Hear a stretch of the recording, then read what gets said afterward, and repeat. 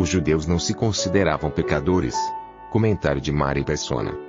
Evangelho de Mateus capítulo 11 versículo 18 e 19. Porquanto veio João, não comendo nem bebendo, e dizem, tem demônio.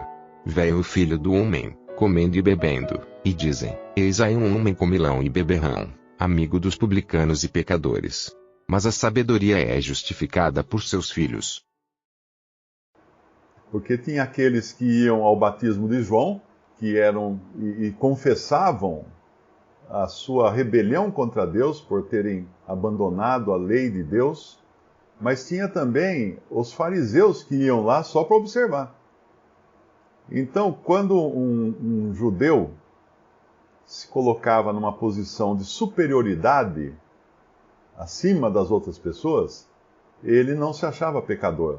Por isso que nós temos aquela história que o Senhor Jesus fala que um fariseu no templo orava dizendo, ó Deus, né? Vamos ler lá, o fariseu no templo, eu não sei se é Lucas 18. Lucas 18, versículo 10. O versículo 9 fala assim, e disse também esta parábola a uns que confiavam em si mesmos, crendo que eram justos, e desprezavam os outros. 2 homens subiram ao templo para orar, um fariseu e outro publicano. O que era um fariseu? O fariseu fazia parte de uma seita dentro do judaísmo.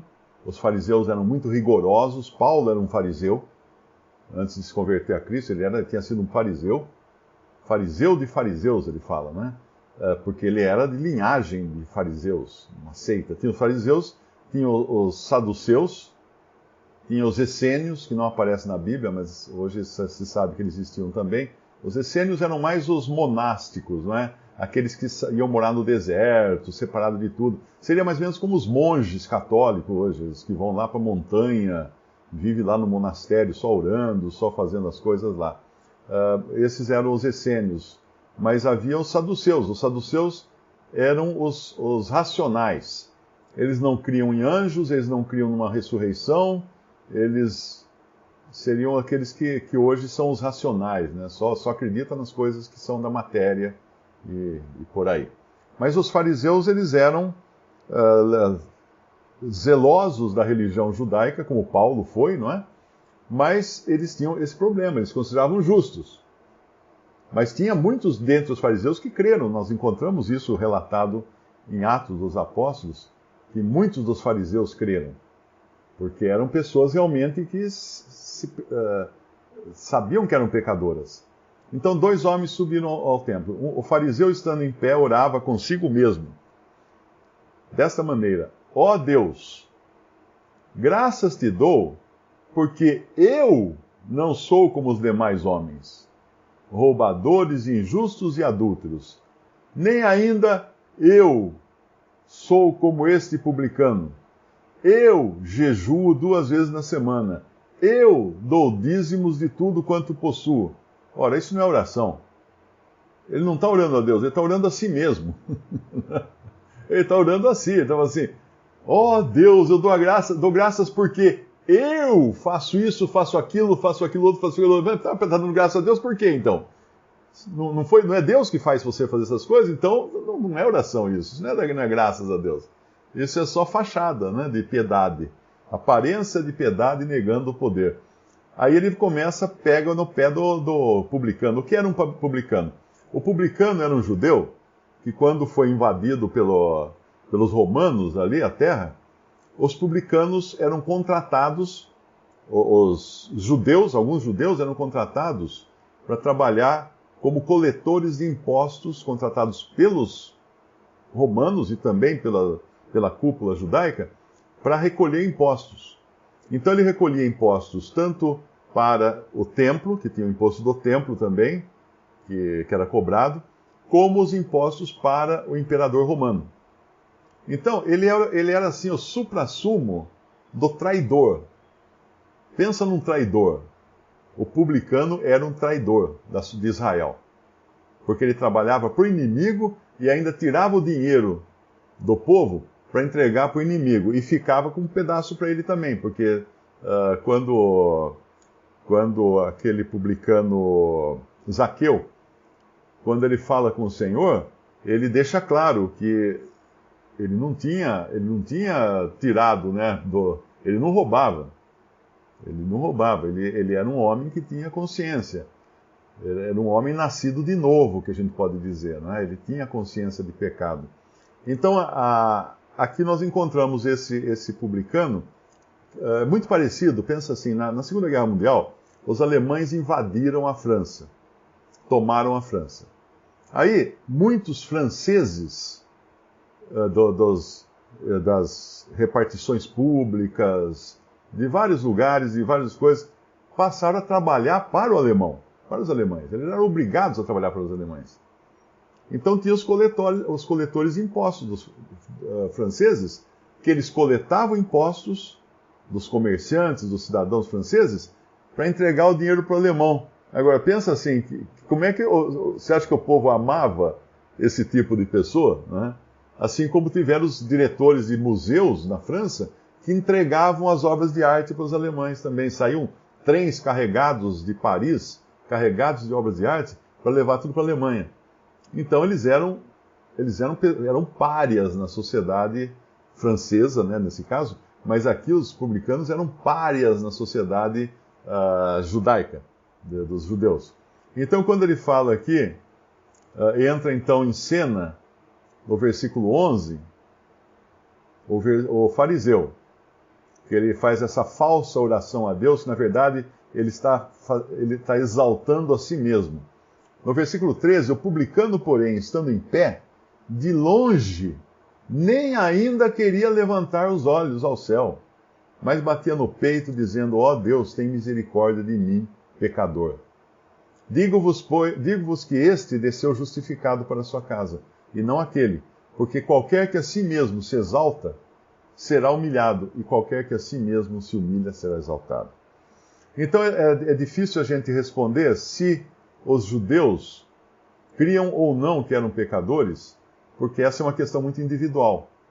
Nós sabemos que no caso do batismo, quando eu falei de batismo, os judeus foram batizados em Moisés, lá no Mar Vermelho, ou seja, o batismo foi a Moisés, mas eles foram batizados como nação, como um todo. Deus tratava muito de Israel como um todo. Mas agora nós vemos que o perdão e a salvação e a justificação são individuais, para cada um. Então, quando esses homens aqui, no versículo que foi citado, de Lucas 7, que é o Senhor que está dizendo isso, né? Disse o Senhor: a quem compararei, no versículo 31, os homens dessa geração, e a quem são semelhantes? Ele vai falar depois: porque veio João Batista, no versículo 33, que não comia pão nem bebia vinho, e dizeis: tem demônio. Tem demônio. Veio o Filho do Homem, que come e bebe, e dizeis: eis aí um homem comilão e bebedor de vinho, amigo de publicanos dos pecadores. Dos publicanos e pecadores. Na realidade, o assunto aqui não é dizer que os fariseus não achavam que tinham pecado. O assunto é que nada que viesse de Deus poderia contentá-los. Porque veio João Batista, que era um homem que tinha uma vida ascética, né? Uma vida totalmente separada dos prazeres da carne. Não comia pão, nem bebia vinho, comia gafanhoto com mel, se vestia de pele de camelo. E aí eles falam: tem demônio, esse aí tem demônio, não pode ser de Deus, tem demônio. Aí vem o Filho do Homem. Por que é Filho do Homem? Jesus é chamado de Filho do Homem porque Deus precisava de um humano para julgar os humanos. E ele vai fazer isso no final. Lá em Apocalipse você encontra sempre a expressão Filho do Homem. Por quê? Porque nenhum homem vai poder dizer assim: não, Deus não pode me julgar, ele não sabe o que é ser homem. Sabe sim, ó. Por isso que ele vai colocar o Filho do Homem. O Filho do Homem será o juiz, no juízo final. O Filho do Homem. E então eles falaram: aí vem um que come e bebe, e Jesus comia e bebia. Ontem um me perguntou assim: mas o cristão, é pecado o cristão beber vinho? Depois uma mensagem no Facebook, eu falei assim: por quê? Você acha que o primeiro milagre de Jesus foi transformar água em Coca-Cola? Não é?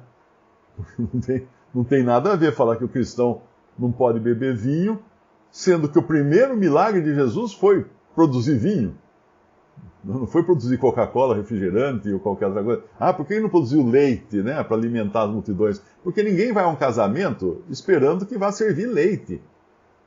E ainda mais, o vinho era tão bom que foi elogiado, porque falam assim, toda festa, né, o costume é oferecer primeiro o melhor vinho, e daí quando todos já tomaram bastante, ou seja, já está todo mundo meio assim, aí serve o vinho ruim, porque aí ninguém percebe o gosto.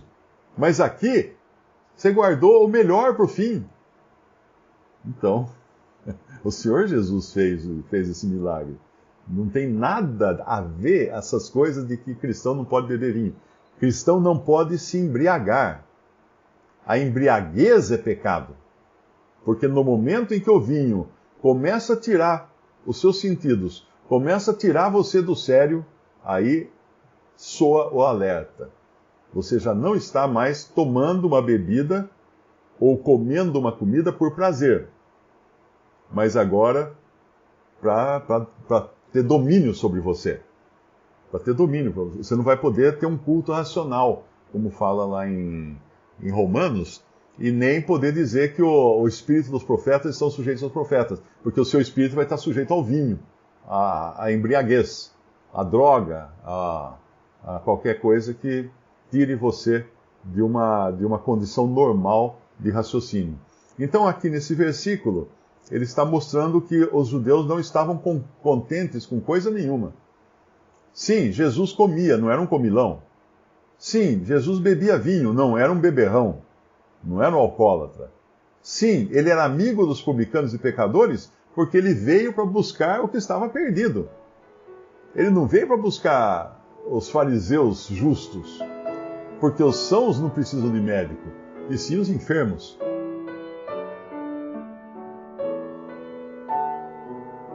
Visite Respondi.com.br. Visite também 3minutos.net.